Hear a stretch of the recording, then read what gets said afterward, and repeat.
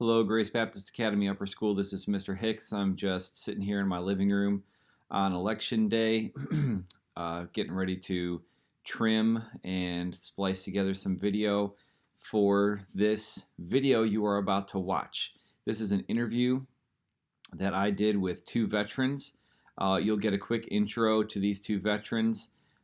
This is the Friday before Veterans Day that you're watching this, and Veterans Week, Veterans Day is an important thing. We have a wonderful country. We just went through an election.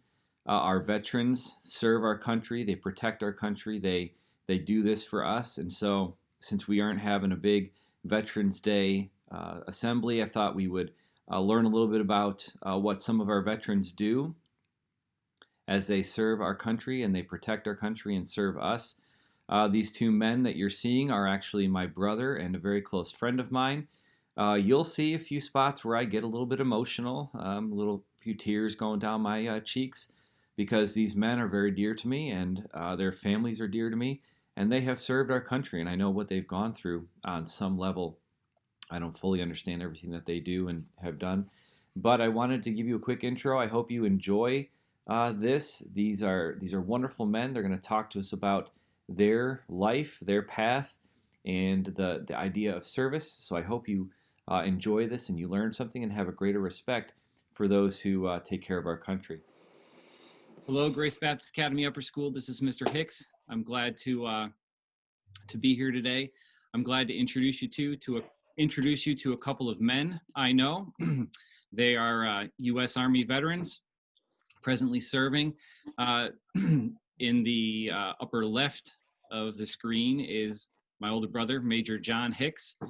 And at the bottom of the screen is another really good friend of mine and a friend of my brother's, Major Tom Dahl.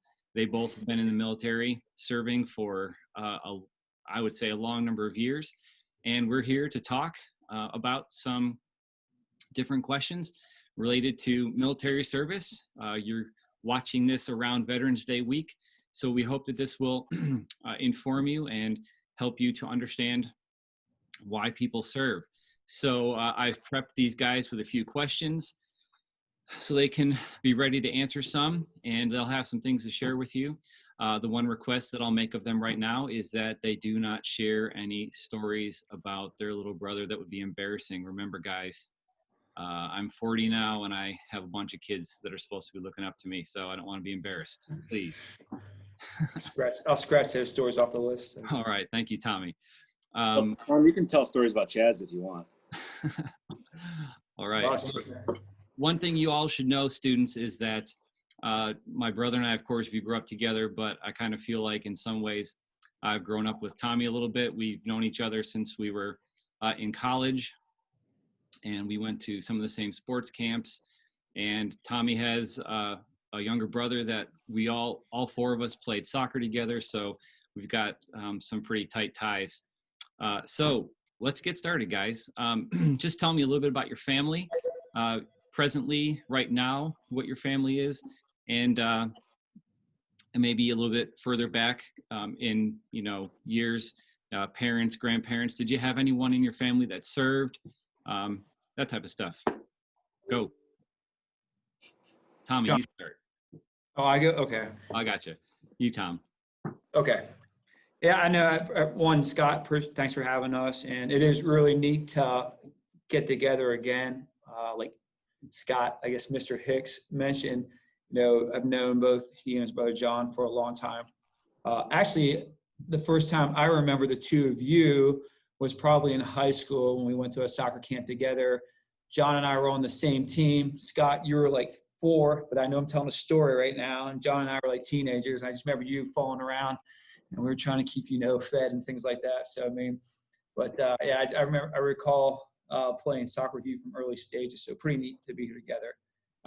Interestingly enough, not many folks from my family served in the armed forces. I have a great grandfather who was in the Army, and that was in the early, probably 1920s. And beyond that, there wasn't, I didn't have a legacy as far as military service throughout the family. What is interesting now is that my wife, Liz, formerly Liz Euler. She has two brothers who served, one still serving in the Air Force. And then I have a cousin who had served, he's a couple years younger than me, but he was an officer and he served in the Army, actually the same location that John is at now, where I served previously at Fort Bragg. And so, that as far as the military ties, that's really the extent on my side. What about your present family, Tom? You mentioned your wife, but you got kids. Just share quickly about them a little bit. Yeah, absolutely. So married for 21 years to Liz, and it's really been, just been an incredible relationship to have with her. And she's obviously within the service has been just really a rock of how she cares for me and then our three children. So we have two teenage girls, Bailey and Mackenzie, and then we have a younger boy, Lincoln. And all three children, just wonderful children. Continue to love their dad, and really grateful for the resilience that they have and they've shown over years. John, you're up. So similar to Tommy, we have a lot of ties going back early 90s. I think the first real memory I have, even though I remember Tommy from before that, stems back to the fall of 1995. I think we were on a soccer field down in Florida, and I remember passing the ball across the 18-yard box and Tommy putting it back at the goal against Northland Christian Academy. That's one of my fondest memories from college, 1995. So go Defenders. Good memory. Yeah, great memory.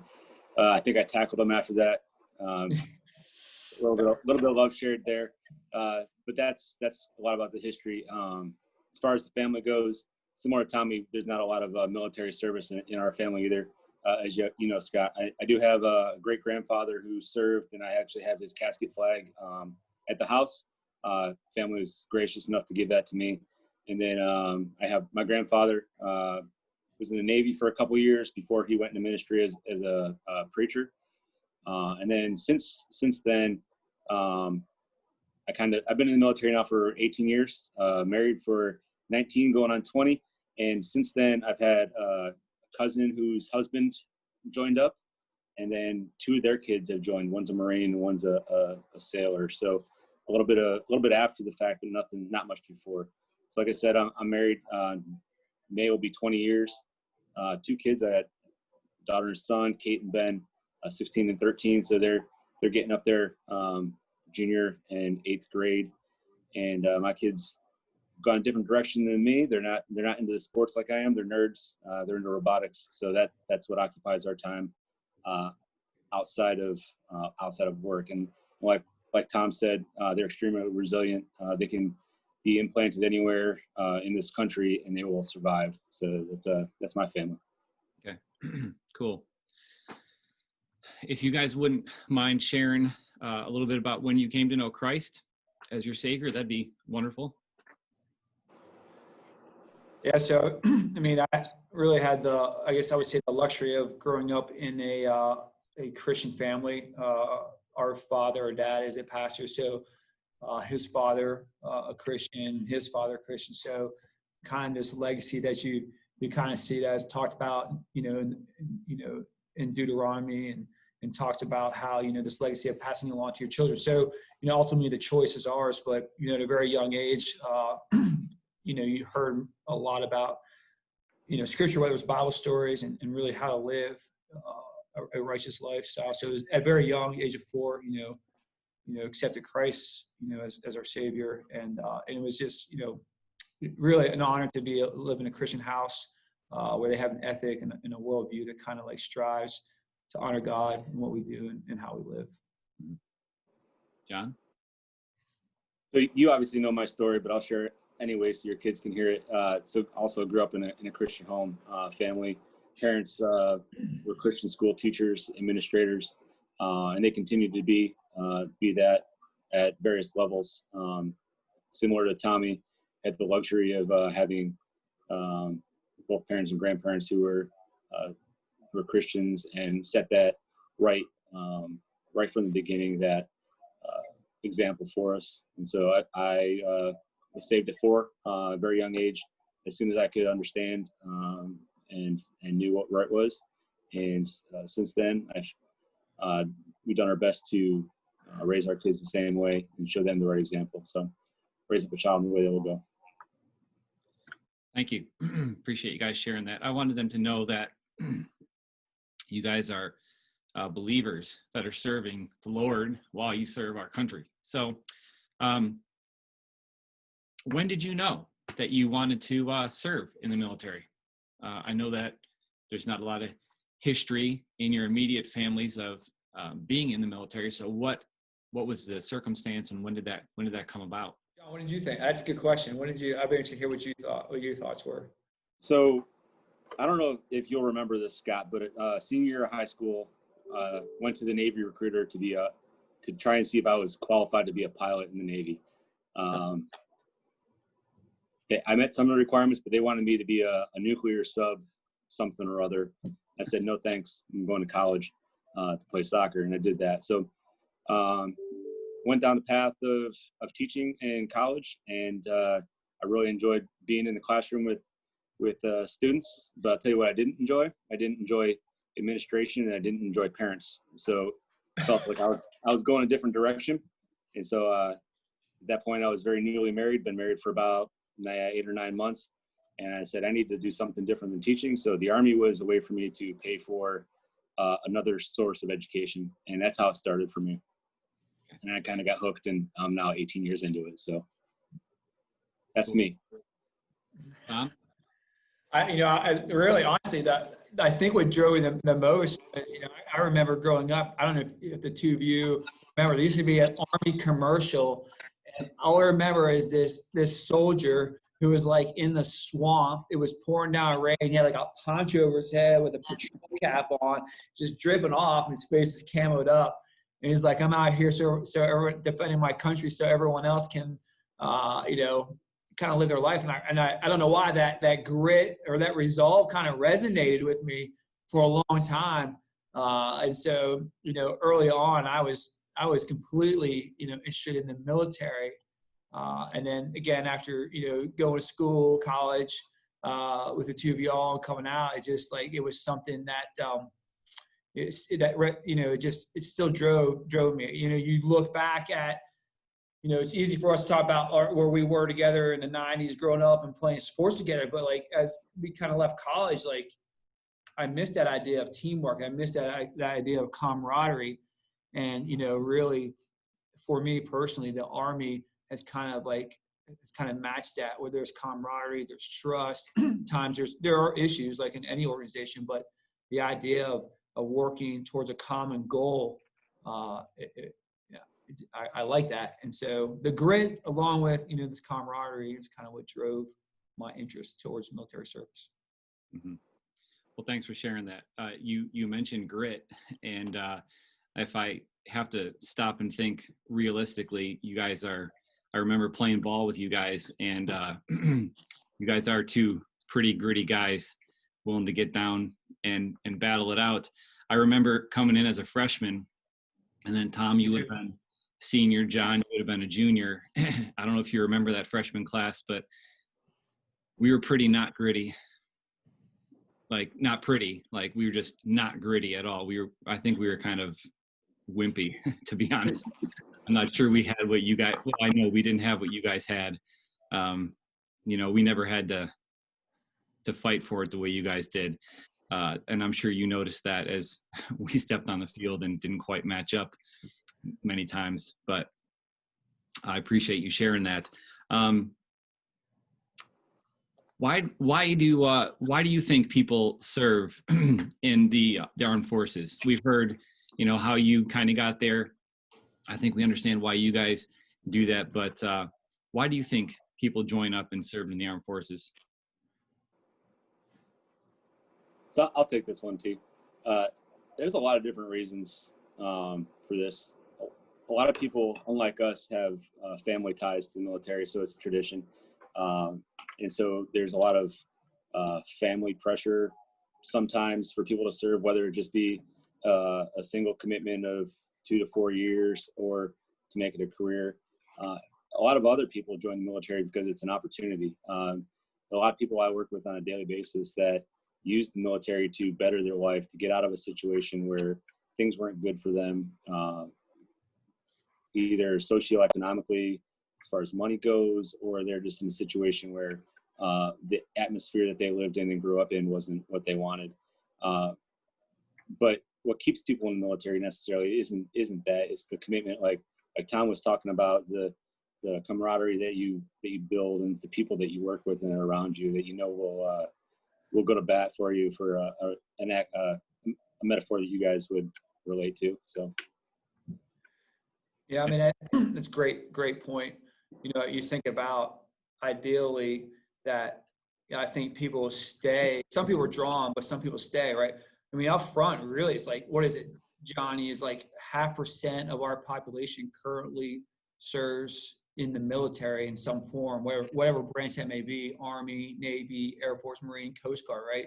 So you think of a large population, are we somewhere like 3.5 million? I don't know our population. It's just a very small percentage that serves.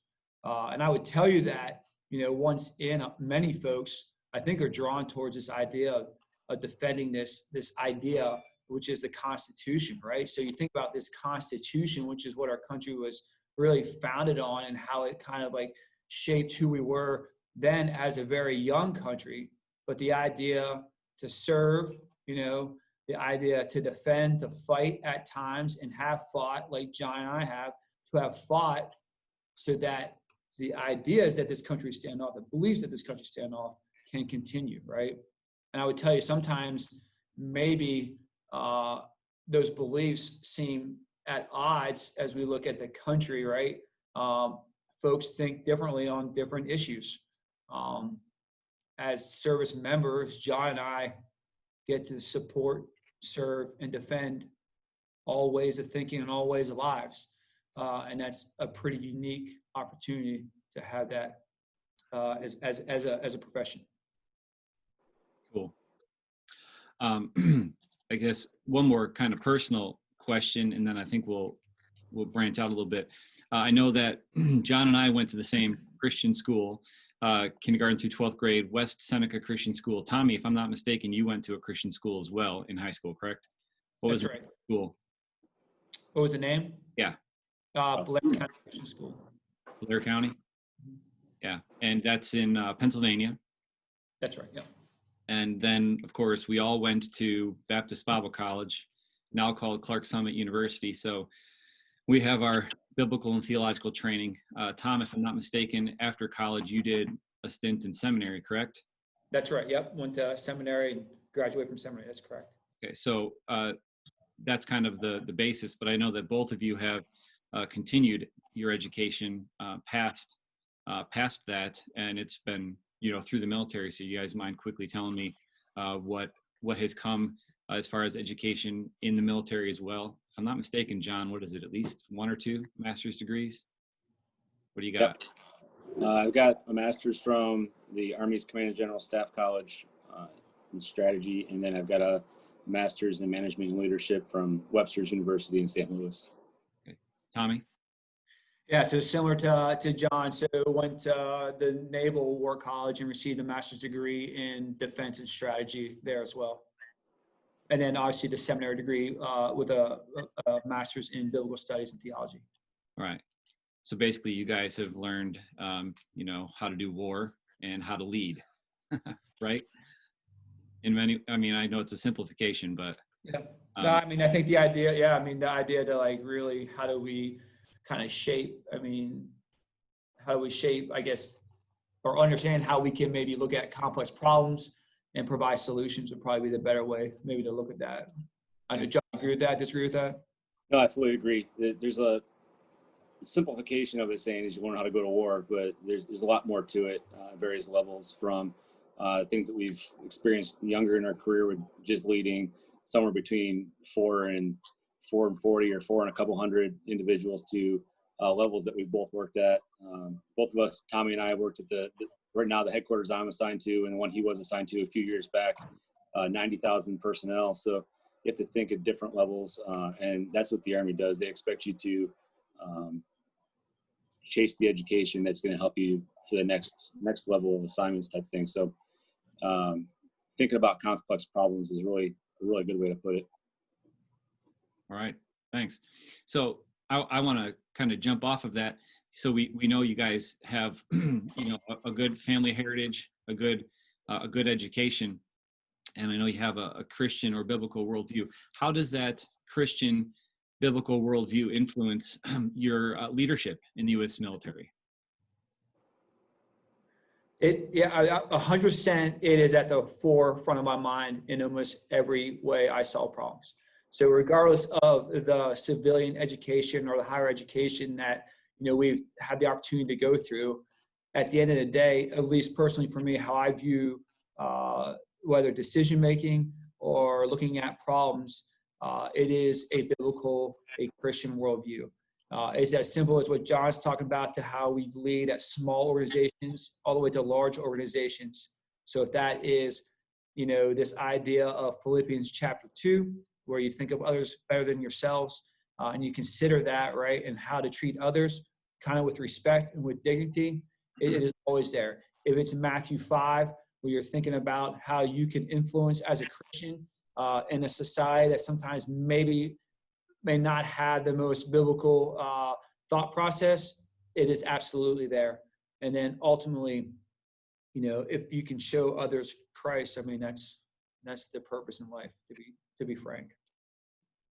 Yeah, absolutely. So military is not real big on you proselytizing anything, but how you act and how you live your life and how you lead, love one another is a big one for me. Like, what is the best way to do things for the people that work for me? How can I show them love through what we're doing? How can I demonstrate that it's more than just a job to me? How can I show that to me this is a life of service?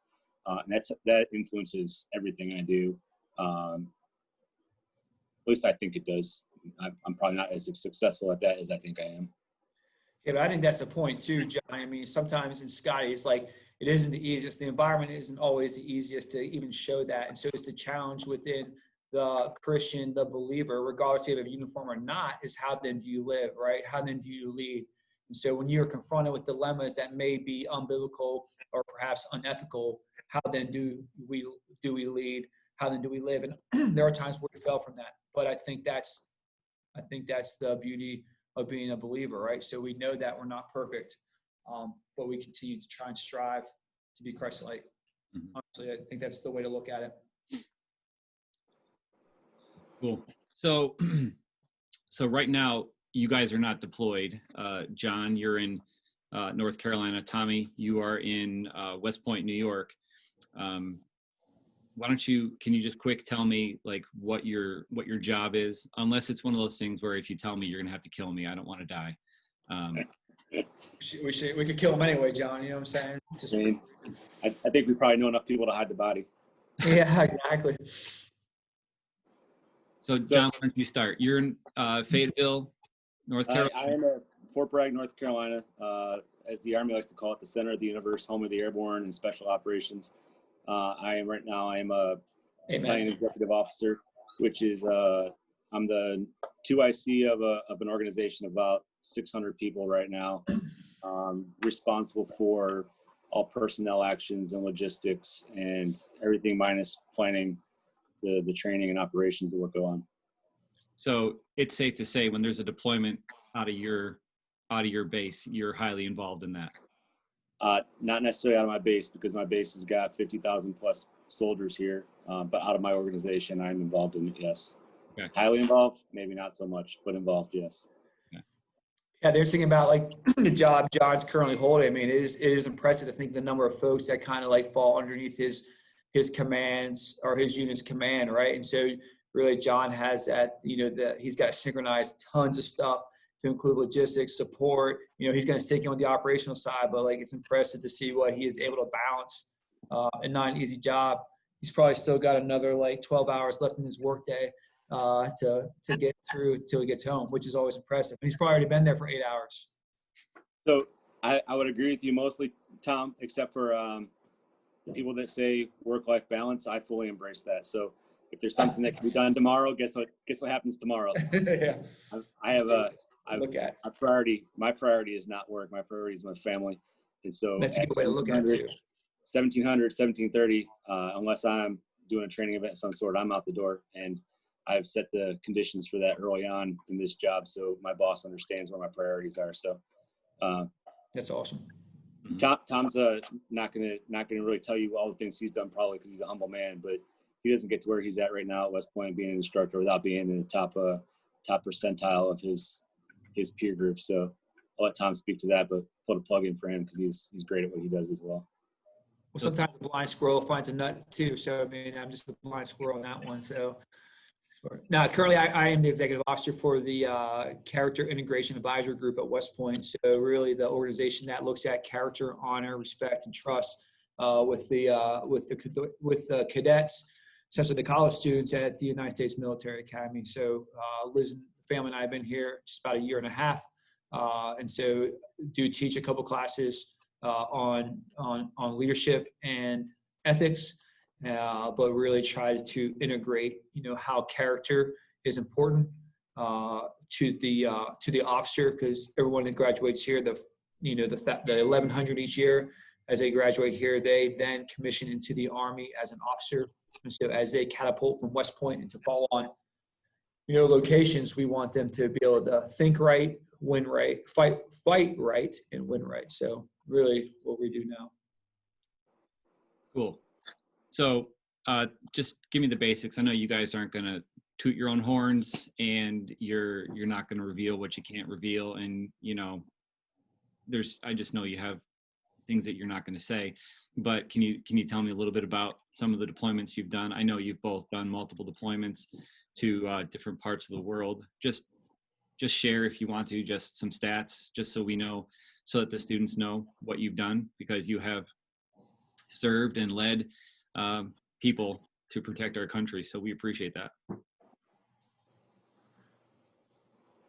So I've got 3 deployments for a total of about 30 months of deployed time to pick a country in the Middle East. I've been to Iraq, Afghanistan, UAE, Kuwait, Saudi Arabia. I've been to Syria. I've been to Jordan. I think that's it. Doing various things from early on in my career when I was a nurse, working in a hospital in Baghdad, to the most recent deployment where I was shooting rockets into pick a country. Okay. Tom? And that's just an impressive, you think about that resume. I mean, all the same places that John's been to, I've been to as well, and over, really since the last 2 decades. So, I mean, I think we've been on the same terrain. Actually, interestingly, between he and I, we've been stationed at the similar locations, whether Fort Campbell, Fort Bragg, but yeah, multiple deployments, multiple time away.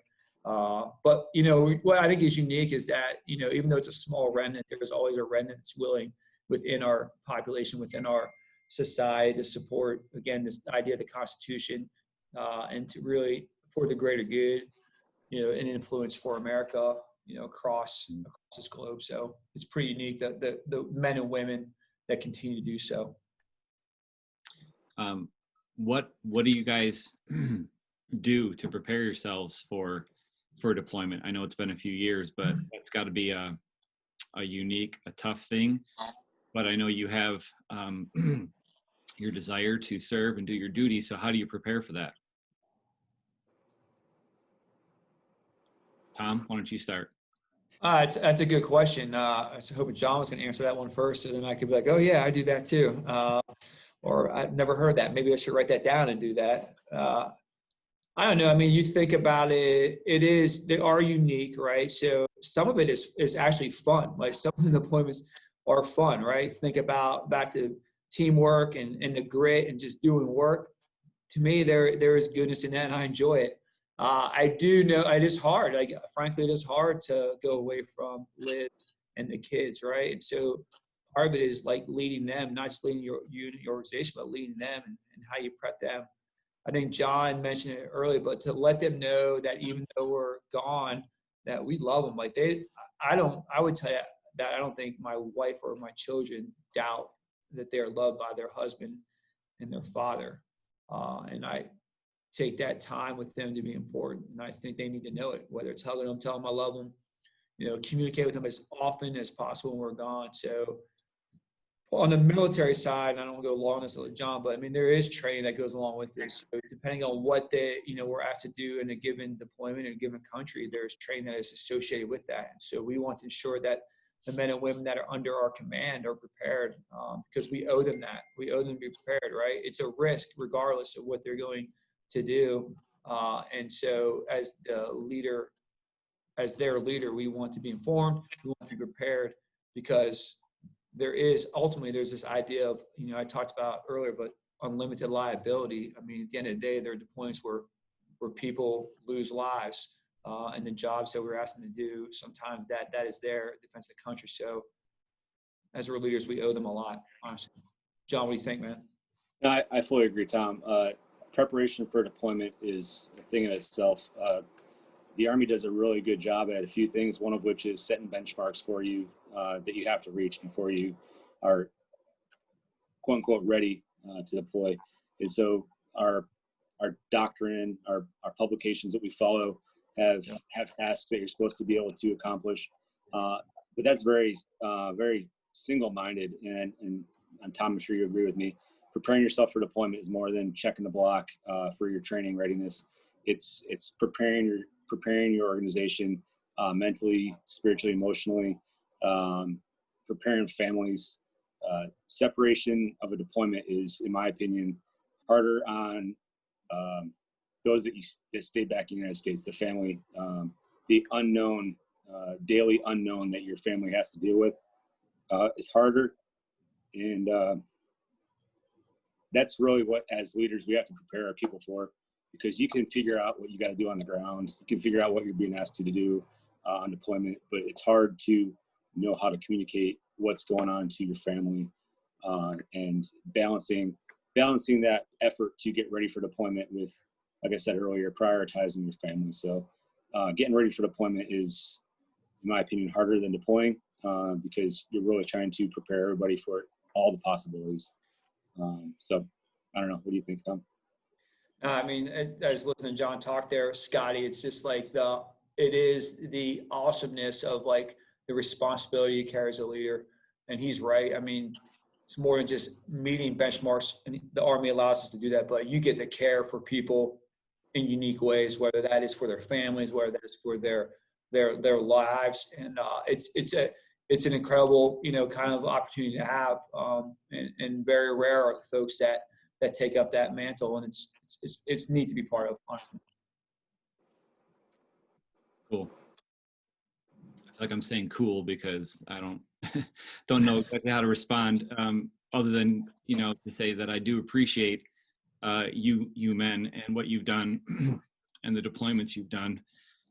This question, you probably don't like the one wording on it. I'm going to ask, like, how do you feel? Because I have a feeling that you guys will say, well, sometimes my feelings don't matter. You just do your duty. But how do you guys feel when you see the flag flying, or you see someone disrespect the flag or disrespect another person in uniform? We know that there's people in our country who they don't have high regard for military and their service, or even local police. We've seen the whole defund the police and thing in our country. We know that, at least I know that from conversations with you guys, that when there's the possibility of government shutdowns, that affects you guys and how you can take care of your family. So how do you feel about that? What runs through your mind? What do you think about it? So for me, I'll tackle that first question. How do I feel when I see the flag? Thinking back to the first time I was in the pit, and we crammed ourselves into the little glass cage, getting ready to step out in the soccer field. And as a group of soccer players, we'd sing a couple songs, and you'd feel like the chills go up down your spine. There's days where when you see the flag, for whatever reason, hit you the same way. It's like service to something bigger than yourself, the Constitution, like Tommy was talking about earlier. I don't want to say pride, because I don't really think it's a pride thing, but that's like the closest thing I can equate it to, is just the feeling that you're supporting and working towards something greater than yourself. I may be different than Tommy on this one. When I see the flag disrespected, it bothers me. But I've also sworn to defend the Constitution, which gives people the right to free speech. And so that is a way of somebody expressing free speech. I don't necessarily agree with it, but it's their right to do that under the framework that our country runs on. I think there's probably better ways to communicate your frustration and your anger towards things than disrespecting what the foundation of this country, a symbolization of the foundation of this country, but it's their right. So it bothers me, but I understand it. And yeah, I'll let Tommy expound upon my ramblings. No, I mean, John's right. I 100% agree with everything he said.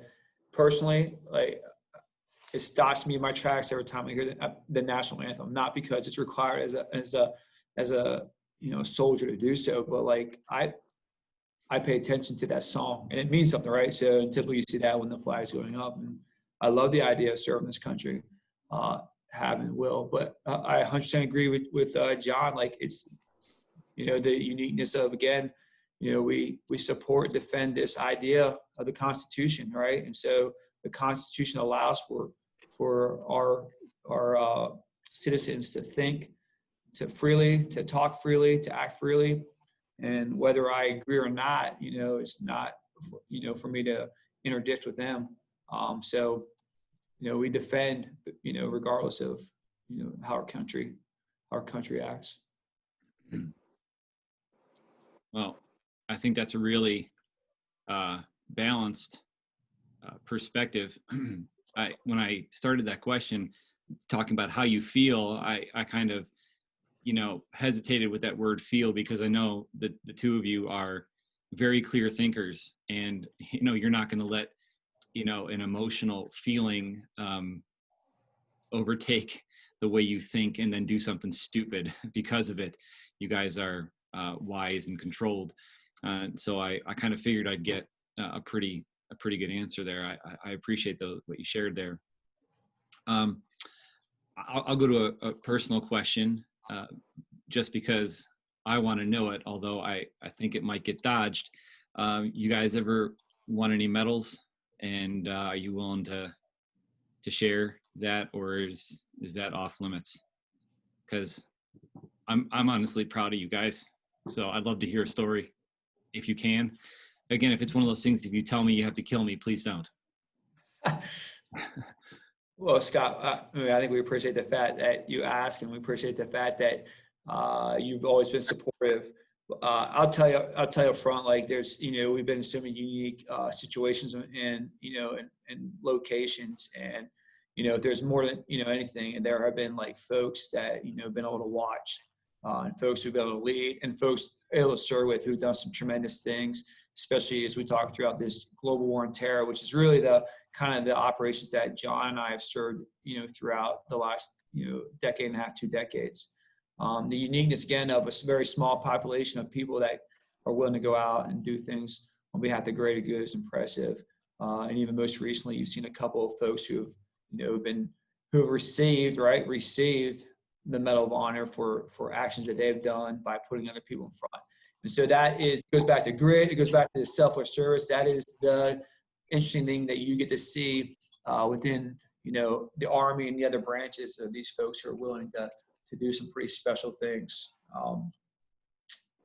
And at times without folks knowing about it. And so it is always neat when you get to recognize someone with presenting them with an award. So I know, John, I'll give that back. I'll give that to you, brother.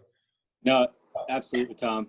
It's a pleasure to be around people that have that grit and determination and commitment. Guys like Brian Provencher, who refused to accept defeat and push through and brought back some of our soldiers that probably wouldn't have come back. And right. He was awarded the Silver Star for things like that. Right. So it's a privilege to be around some of the best people that this country has to offer. I know it's kind of cliche saying that, but I believe it. I see it on a regular basis. The best of what the Army, the best of what the country has is many times wearing a uniform of some form or fashion. Not necessarily the green one that we're wearing, but firefighters, police officers, people that put themselves in position to serve are the best that this country has to offer, and we get to be around that every day. Agreed. Thanks. So let's talk a little bit more about the military. What would you guys say is one of the greatest benefits or blessings of serving in the military? You've talked about sacrifice and deployment and the hardness that's there, being away from family, the job, but there's got to be something that's a benefit or a blessing, because if it was all terrible, no one would do it. And so what is possibly a good thing, a benefit or a blessing of serving in the military? What do you think, John? Think, brother? Like I just alluded to, we're around some of the best people this country has to offer. The Army and the military in general is a cross section of society. So you see people from all different walks of life. You see people from, you pick a state. We've worked with that person. We worked with people from Alaska to Alabama, from Guam to Puerto Rico. We've worked with immigrants that are trying to pay back the country for their immigration status, for becoming citizens. We get to work with people that want to be successful. And yeah, you're going to see that other places, but the success that people in the military are chasing isn't necessarily a monetary thing. It's success in contributing to society more so than making a dollar, or like you're going to find in pick a business on Main Street. Yeah, John hit it. Hit it on the head there. It's the opportunity. You meet so many folks, and so and the camaraderie. It echoes back. We talked about like even the idea of us all playing soccer together and having that camaraderie and teamwork. It's special, right? Because you have shared kind of understanding on things. You have shared misery in some areas, right? And nothing draws camaraderie together better than shared misery if you're around 120s and a 90-degree heat on a field in Clark Summit, Pennsylvania, or you're doing the same thing, trying to run down, maybe an enemy combatant or something like that in some other foreign field. But these relationships that we've built, they'll last, and they have. It's unique, it's special. It's really, I would say, is the blessing that would come out of this. Just this opportunity to have some unique relationships that you probably would not have had otherwise. Well, Tom, I know we've had different conversations at times. You've mentioned grit, and we've talked before, and I've said, man, there's no way I could do what you do. I remember hearing some stories about when you went through Ranger school, and I know I'm too wimpy to survive that. I doubt that. And John, I know that we've had conversations before, and you said there are times where I would recommend people go into the military. So when would you advise someone? Think about it. You're talking to a group of honestly 6th through 12th graders right now via a recorded video, but knowing that things are tough, Tommy and John, and then John, knowing that I've had conversations with you where you've said the military could be good for people. When would you advise a young person to possibly enter the military? Why would you advise someone to enter the military? So one of the things I love about the military is that if you don't like what you're doing, wait 7 to 10 days and it's going to change. Like everything we do changes so frequently because of the nature of the business that we're in. So that's a great thing. Like for me, I get bored when I get locked into redundancy of a singular focused job. Obviously the Army and military's got a singular focus, but the way you go about supporting what the overall organization is doing changes on such a regular basis that you've got to be an adaptive thinker. You've got to be flexible, and you've got to be able to keep a number of balls up in the air as you juggle the daily of everything you do. When would I recommend somebody think about the military? That's a tough one. It's very personal, very individual. It should not be. I can tell you what it should not be. It should not be your last resort. It shouldn't be the fallback plan because it's too important. um, in many cases, and it cannot be the fallback plan. If you go into something as being my fallback plan, as like the last option, you're not going to enjoy what you do. You're not going to be successful, and you're not going to contribute. But it's really hard for me to say I would recommend what kind of person I would recommend joining the military. It would have to be an individual conversation. Okay, thanks. Tom, you have anything to share? I mean, I think there's interesting. There are opportunities. I agree with John on that. I mean, I think you do hear cases where folks join the military because they had no other option, and they think that is the only option. Better said. But I would tell you, like, there's so many opportunities. Like, you could join straight out of high school. You could enlist in the military. You can attend college and go to the Army or the military, the Reserve Officer Training Corps, or the Army, Air Force, or Navy. Go to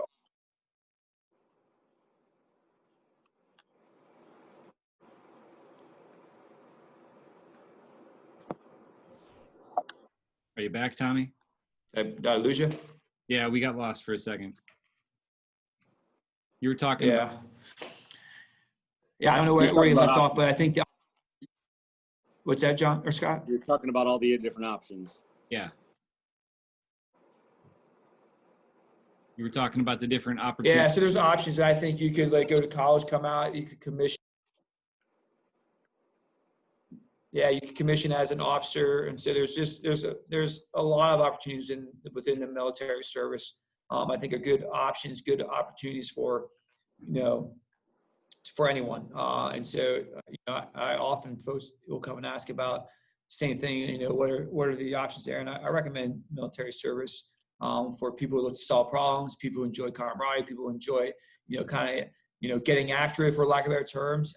And those are the type of teammates we're looking for. And the other thing I would tell you too is that we do want men and women of character, people who think think right and have a good ethic. So I think, Christian believers are folks that fit that bill pretty good. Thanks. So we'll wrap it up with two more questions, and it's the last two ones that I shared with you guys.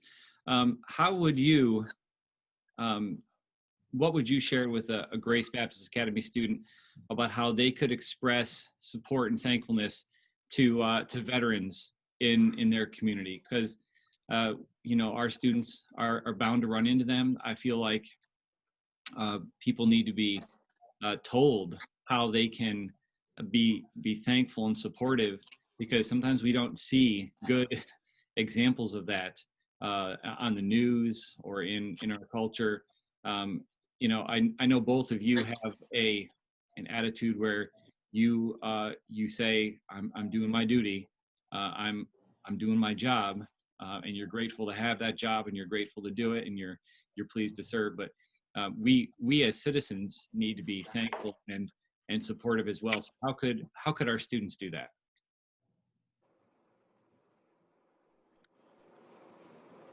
It's a tough question. Out of all the questions you sent me to look at earlier, this is probably the hardest one for me, because it's a profession, not like any other, because we do hold ourselves to a higher standard than a lot of other people. But I think the biggest thing for me is just to say thank you and shake my hand. I don't need anything more than that, and most service members don't want anything more than that. Most people don't want to be pointed out in a crowd. They want to be the quiet professional for the most part. So just shake our hand, say thank you. Tommy?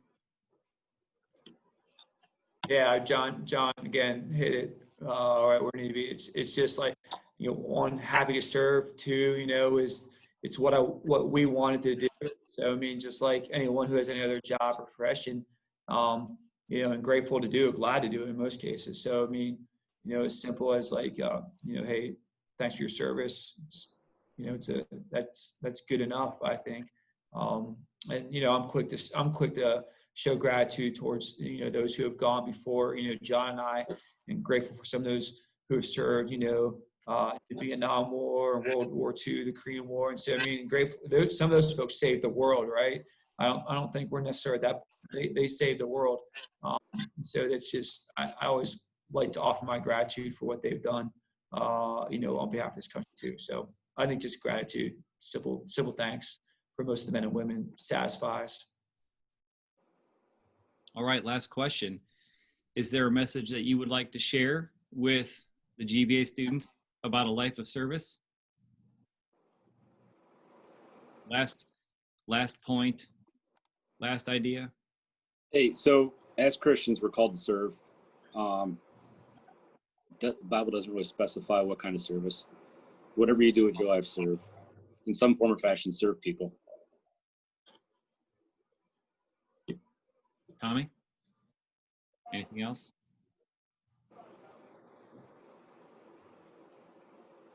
I can't say any better than what John just did. Perfect. That's exactly right. Well, thank you. I think that's a fitting message for all of us to find a way to serve the Lord and serve others. So, guys, I really appreciate your time and your thoughts.